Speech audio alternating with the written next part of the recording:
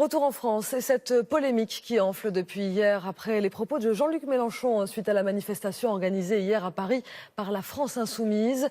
C'est la rue qui a abattu les nazis, a-t-il lancé à la tribune lors de son discours. Une comparaison qui n'a pas manqué d'irriter le gouvernement. Gian Benzina, Evelyne Goldman et Claire-Marie Denis. C'est une phrase choc qui retient l'attention. Dès le début de son discours hier, Jean-Luc Mélenchon dénonce un mépris du gouvernement pour les manifestants qui, dans la rue, s'opposent à la réforme du Code du travail. C'est la rue qui a abattu les rois. C'est la rue qui a abattu les nazis. C'est la rue qui a protégé la République contre les généraux félons en 1962. C'est la rue qui a abattu le plan Juppé. Ce qui se voulait une leçon d'histoire fait bondir la classe politique. Sur Internet, le vice-président des députés La République En Marche s'indigne. En mettant dans le même sac Alain Juppé, les nazis et Emmanuel Macron, Mélenchon singe la famille Le Pen, le père plus que la fille.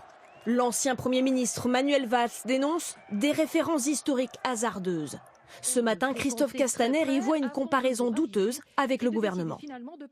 C'est une faute morale. Je pense qu'il faut à minima se respecter et que cet amalgame avec les nazis est totalement insupportable.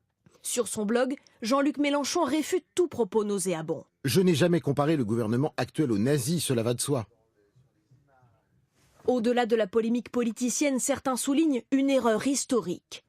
Les défenseurs de la France Insoumise rappellent, affichent à l'appui, que les soulèvements populaires ont joué un rôle dans la libération de Paris. Mais pour les historiens, c'est bien le débarquement allié qui a libéré la France, et non pas la rue à elle seule.